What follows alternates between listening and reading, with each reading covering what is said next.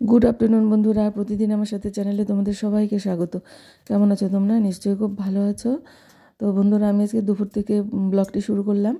তা আজকে আমার কী খেতে ইচ্ছা করছে বলো তো? আজকে আমার লাউ পাতা চাটনি, যেটাকে বাটা বলি আমরা, ওটা খেতে ইচ্ছা করছে। তো আমার যে ছাদে লাউ গাছ হয়েছে, তো ওখানে তো বিশাল বিশাল পাতাগুলো হয়েছে। তো ওখান থেকে আমি 3টে পাতা নিয়ে এসেছি। তো ওইটাকেই আমি আজকে বাটা করব। তো তোমরা সাথে থাকো, দেখো আমি কিভাবে করি। আর আজকে আমি তো অনেক সকালে রান্না করেছি, ছেলের ছিল ডিউটি। তো সকালে যা যা করেছি ওগুলো আমি কিছুই খাবো না। তো আর পাড়া দিয়ে যাচ্ছিলো মানে সবজিওয়ালা, তো ওখান থেকে আমি দেখলাম বেশ কাঁচা কাঁচা টমেটো আছে। কাঁচা বলতে মানে খুব একটা লাল না। তো ওগুলো আমি রেখেছি, আর ওগুলো দিয়ে আমি চচ্চড়ি খাবো। আমার খুব ভালো লাগে টমেটোর চচ্চড়ি। এই দেখো কেটে নিয়েছি টমেটোর চচ্চড়ি, খালি টমেটো আর পেঁয়াজ দিয়ে করব। আর রসুন আর লঙ্কাটাকে আমি আগে কাঠখয়লায় ভেজে নিলাম। আমি তেল দিই না, জানো তো, এরকম আমি কাঠখয়লায় ভেজে নিই। আর পরে যখন আমি মানে শাক পাতাটা একটু তেল দিয়ে ভেজে নেবো। তো নামানোর আগে আমি একটু কালো জিরা দিয়ে দিলাম। কালো জিরা দিয়ে একটু নেড়ে চেড়ে এটাকে নামিয়ে দেবো। তো এটা হয়ে গেছে বন্ধুরা, এই যে দেখো রেডি। আর এখন আমি শাক পাতাটা ভেজে নেব। শাক পাতাটা আমি কুচি করে কেটে নিয়েছি। আমার খুব বাটা খেতে ইচ্ছা করছে, মানে বাটা খাবো। ভাত দিয়ে বেশ সবুজ হবে ভাতের কালারটা। তো জানো না তো বন্ধুরা, আমি কি করেছিলাম জানো?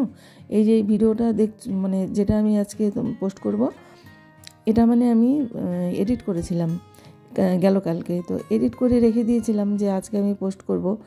তো আজকে আমি ছাদে হচ্ছে ফুল গাছ লাগাচ্ছিলাম। তো তখন একটু ভিডিও বানাচ্ছিলাম, আর রোদে না আমি দেখতে পাচ্ছিলাম না, রোদ মোবাইলের উপর রোদ পড়েছে, তো কিছুই দেখা যাচ্ছে না। তো কী করেছি, আর ভিডিওটা হচ্ছিল না, মানে হ্যাং করছিল খুব। হয়তো অনেক ফটো টটো জমে গেছে, ওগুলোকে ডিলিট করতে বলছে। তো আমি রোদে দেখতে পাইনি, কি করেছি বলো তো, যেটাকে আমি এডিট করে রেখেছি ওটাকেও ডিলিট করে ফেলেছি। আর না জানলে যা হয় আর কি, বুঝেছো? যে ওটাকে আমি সেভ করে রাখিনি। যদি সেভ করে রাখতাম তাহলে ওরকমই থাকতো।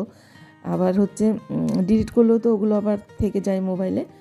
তো যাই হোক, আজকে যখন আমি ওটাকে মানে মানে এসব কিছু রেডি করব, গান টান মিউজিক টিউজিক লাগাবো, ভয়েস ওভার দেবো, যখন আমি ওটাকে বের করতে যাচ্ছি ইনশটে, তখন দেখি আমার ভিডিওটা নেই। তো কেমন লাগে তখন বলো তো, রেডি করা জিনিস। তারপরে তো আমার তো মাথা খারাপ। তারপর আমি আবার সেই যেখানে স্টোর হয়ে থাকে, তো ওখানে গেলাম। ওখান থেকে আবার ভিডিওগুলো সব টুকরো টুকরো নিলাম, নিয়ে এডিট করলাম। এডিট করতে কমসে কম 1 ঘন্টারও বেশি লাগলো। 6টায় বসেছি, 7টার সময় আমার এডিট করা হয়ে গেল। তো এখন এই 1 ঘন্টার মধ্যে আমি কি করব জানি না, সেভ হবে কি না। তো বন্ধুরা দেখো, এই যে চচ্চড়িটা হয়ে এসছে, টমেটোর চচ্চড়ি। এটার মধ্যে কিছুই দিইনি, কালো জিরা আর শুকনো লঙ্কা সম্বার দিয়েছি, আর পেঁয়াজ সম্বার দিয়ে মানে টমেটোটা, কুচি করা টমেটোটা আমি আবার দানাগুলো না আমি দিই না, মানে দানাগুলো খাওয়াটা ঠিক না। তো দানাগুলো সব ফেলে দিয়েছিলাম। তো রান্নাটা আমার হয়ে গেছে। আর আমার সকালে ভাত রান্না ছিল, সেই ভাতটাই গরম করে নিয়ে বেড়ে নিয়ে ছাদে চলে গেছি। আর এত কিছু নিয়ে কি ছাদে যাওয়া যায়? থালা, জলের বোতল, এই যে মোবাইল স্ট্যান্ড, সব নিয়ে ছাদে গেলাম। রোদ ছিল দেখো সুন্দর।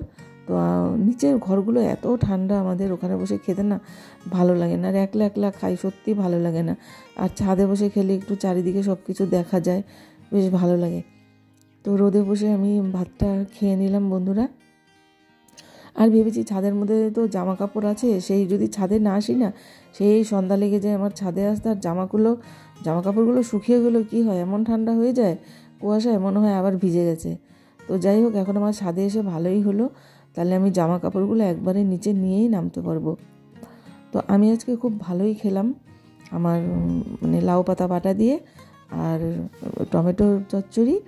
আর সকালে আলু বেগুন সিদ্ধ দিয়েছিলাম, মানে কালকের মাংস ছিল, ওটা দিয়ে ছেলেকে দিয়েছিলাম। তো আলু বেগুন সিদ্ধটা ছিল, তো ওটাও আমি খেয়ে নিলাম। আর খাওয়ার পর আমার এত ঝাল লেগেছে জানো, ওই টমেটো চচ্চড়িটা খুবই ঝাল হয়েছে।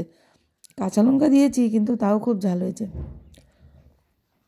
তো আমি ছাদের মধ্যেই তো আমার আচার থাকে, তো ওখান থেকে একটু আচার নিয়ে খেয়ে নিলাম।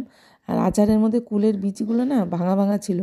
আর আমার যে দাঁতের মধ্যে যে একটা ঢুকলো, মানে একটা দাঁত আমার মানে নিচের দাঁত আর কি, মাড়ির দাঁত হয়তো ফাঁকা, ওখান দিয়ে ঢুকে গেছে। আর কি বের করতে পারি, বাপরে বাপ, সেই যে কেমন মুখের মধ্যে বাজা বাজা লাগে না বলো তো, একটা জিনিস ঢুকে থাকলে। ওরকম দাঁতের মধ্যে ঢুকলে আমাদের যতক্ষণ না বের করি শান্তি নেই।